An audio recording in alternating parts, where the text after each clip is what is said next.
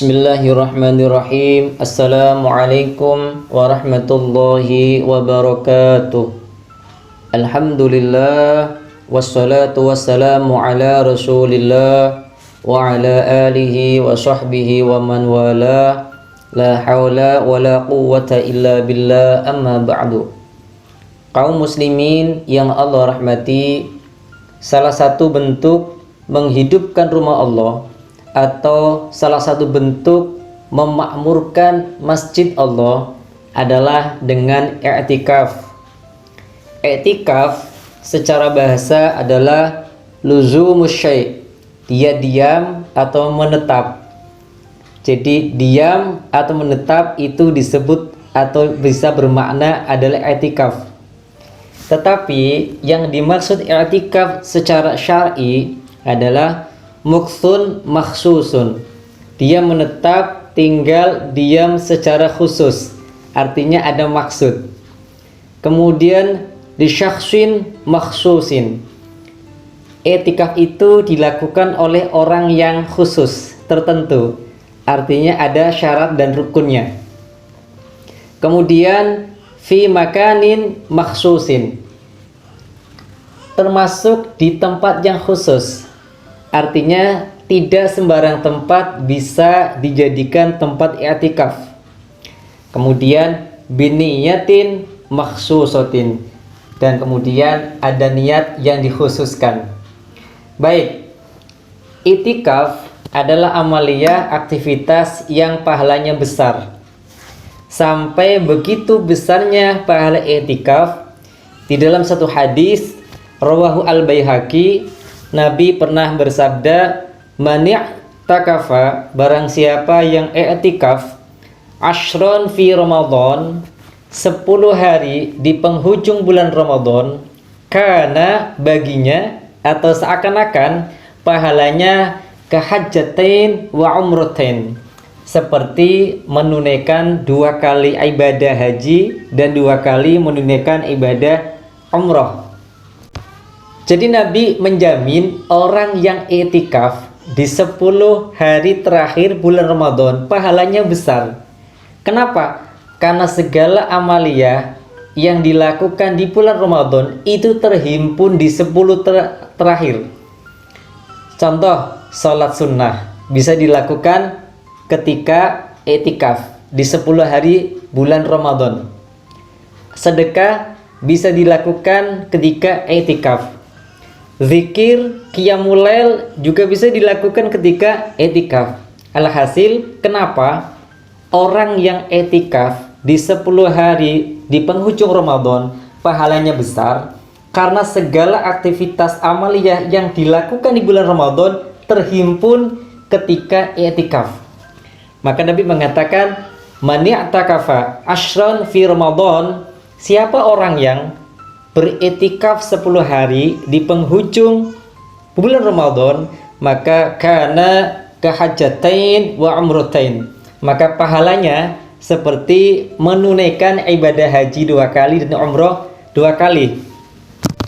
Ini pahalanya, artinya bukan bermakna orang yang belum berhaji tidak boleh tidak haji, ya, tidak menjadi gugur hajinya. Tetap ini Rasul memberikan bonus pahala bagi orang yang i'tikaf 10 hari di bulan Ramadan. Haji tetap wajib, cuman ini pahalanya saja seperti menunaikan 2 kali haji dan 2 kali umrah. Bahkan di salah satu hadis yang lain, Al-Imam At-Tirmidzi, satu saat Rasulullah pernah bertanya kepada para sahabat, apa kata Nabi? "Ala adullukum, maukah aku tunjukkan kepada kalian ala ma yamhullahu bil khotoya, satu aktivitas, satu amaliyah yang bisa menghapus kesalahan-kesalahan kalian, wa yarfa'u bihi darajat, dan kalau kalian," kata Rasulullah, "melakukan amaliyah ini, maka Allah akan mengangkat derajat kalian." Jadi Nabi itu ingin menunjukkan kepada sahabat satu amaliyah, satu perbuatan yang kalau dilakukan itu bisa menghapus dosa-dosanya, dan tidak sekedar dosa yang dihapus oleh Allah, tetapi Allah akan mengangkat kedudukan orang ini di hadapan Allah. Maka para sahabat mengatakan, qalu bala ya Rasulullah, tentu ya Rasul, aku mau ditunjukkan amalan itu. Maka kata Nabi mengatakan salah satunya adalah wa kasratul khuta ilal masajid, adalah memperbanyak langkah kaki menuju ke masjid. Hadis ini menunjukkan bahwa Rasul mendorong, Rasul menganjurkan setiap muslim untuk banyak menuju ke masjid. Artinya aktivitas kita selalu disangkut pautkan dengan rumah Allah atau dengan masjid. Hatinya selalu terpaut, meskipun fisiknya di kantor, fisiknya di pasar, fisiknya di sekolahan, fisiknya di lapangan, tapi hatinya selalu terikat dengan masjid. Kenapa Rasul mengatakan orang yang memperbanyak langkah kaki ke masjid akan diangkat kedudukannya dan dihapus dosa-dosanya? Karena memang perjalanan paling berat, perjalanan paling jauh, perjalanan yang paling melelahkan adalah ke masjid. Berapa banyak orang yang nyuwun sewu ya, S1, S2 di luar negeri. Setiap tahun dia bisa kunjungan ke wisata yang jauh. Bahkan ada seorang anak muda yang setiap tahun dia bisa menaklukkan gunung. Tetapi menuju ke masjid itu pasti perjalanan paling berat, melelahkan dan paling jauh.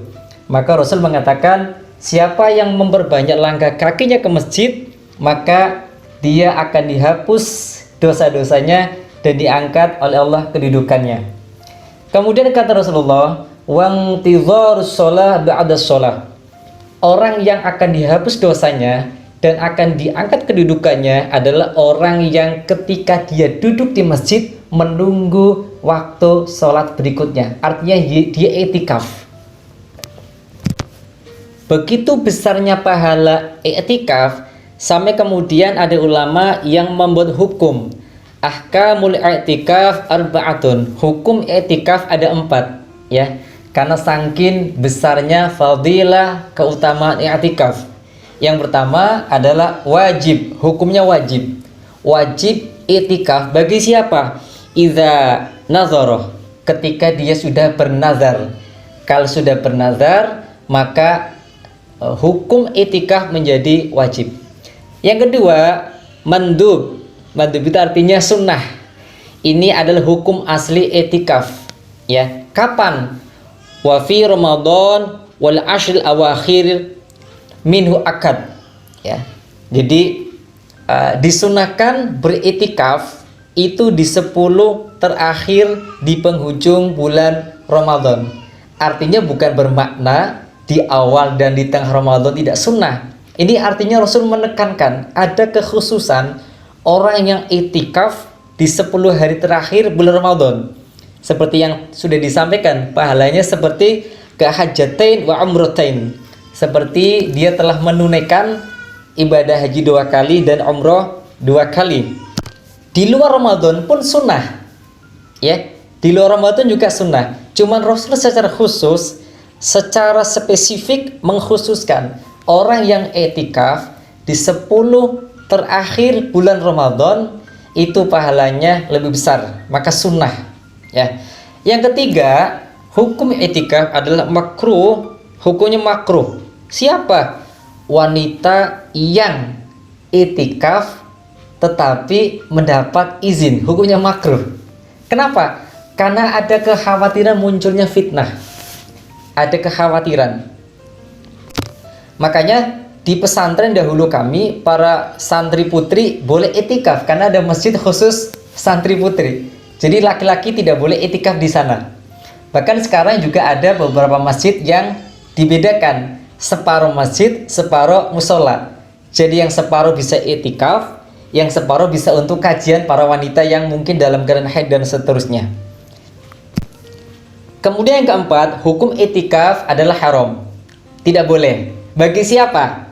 Pertama, bagi seorang almar'ah, seorang wanita yang biduni izni zaujiha, yang tidak mendapatkan izin dari suaminya. Jadi kalau dapat izin hukumnya makruh karena ada kekhawatiran munculnya fitnah. Kalau tidak diizinkan hukumnya haram. Hukumnya haram. Kemudian selain wanita yang tidak dapat izin, hukumnya haram bagi seorang wanita yang sedang haid. Jadi dalam keadaan tidak suci, haid misalkan, dia tidak dibolehkan etikaf. Bahkan tidak hanya wanita yang haid, laki-laki yang dalam keadaan junub juga tidak dibolehkan etikaf. Junub itu apa? Junub itu seorang yang dalam keadaan tidak suci, baik karena sebab hubungan badan suami istri belum mandi wajib, atau seorang wanita yang selesai haid tapi belum bersuci, namanya junub. Jadi kalau itikaf itu orangnya ditentukan, bahkan tempatnya ditentukan, maka ada syarat itikaf.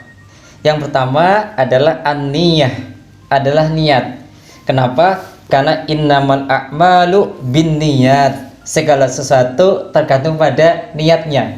Orang duduk di satu tempat, ya, misalkan di masjid, tidak berniat etikaf, maka duduknya tidak bernilai pahala. Itu karena tidak berniat. Kalau dia berniat, duduknya sudah diniatkan untuk etikaf, maka dia berpahala. Atau misalkan ini berkaitan dengan niat. Ada orang puasa, niatnya bukan karena Allah, maka dia tidak berpahala. Ya, niatnya hanya sekedar untuk misalkan kesehatan, jadi dia dapatnya sehat. Itu yang pertama, niat. Yang kedua adalah ayyakuna fi masjid. Yang kedua harus di masjid, ya. Fala yasihhu fi nahwi musalla. Maka tidak sah itikaf di tempat seperti atau semacam musola. Musola itu kalau di zaman Rasul ya lapangan. Kalau sekarang musola ya bangunan. Di Indonesia seperti bangunan, ya. Jadi itikaf di musola tidak sah. Yang ketiga syarat itikaf adalah al-lubthu fihi fawqa tuma'ninah as-shalah. Dia menetap tinggal, ya, di dalam masjid itu tumakninahnya seperti sholat. Jadi kalau ada orang nyun sewu, ya, dia datang ke masjid, dia duduk mondar mandir riwa-riwi mobat mabit, itu tidak sah itikafnya karena dia tidak al-lubsu, dia tidak menetap fihi fawqa tuma'ninah as-shalah. Dia tidak menetap, dia tidak diam, dia tidak tinggal melebihi tumakninahnya sholat. Yang keempat, syarat itikaf adalah at-thaharah an hadasil akbar, adalah dia suci dari hadas besar. Berarti orang yang hadas kecil boleh iktikaf, ya. Karena hadas besar itu termasuk dalam kategori junub. Kemudian yang kelima, syarat iktikaf adalah al-aql, orang berakal. Jadi orang gila, orang yang tidak berakal itu tidak diwajibkan atau tidak masuk ke dalam kategori dibolehkannya itikaf. Kemudian keenam adalah al-Islam. Tentu, ya, fala yasihhu min kafir. Tidak sah itikaf bagi orang-orang kafir karena muslim itu menjadi syarat bisa menunaikan itikaf. Jadi orang kafir karena dia tidak bersyahadat, maka dia segala aktivitas baik sedekahnya, sholatnya, itikafnya, kalau dia bukan muslim maka tertolak. Mudah-mudahan di bulan Ramadan kita bisa menyiapkan diri 10 hari terakhir di penghujung bulan Ramadan. Wallahu a'lam. Wassalamualaikum warahmatullahi wabarakatuh.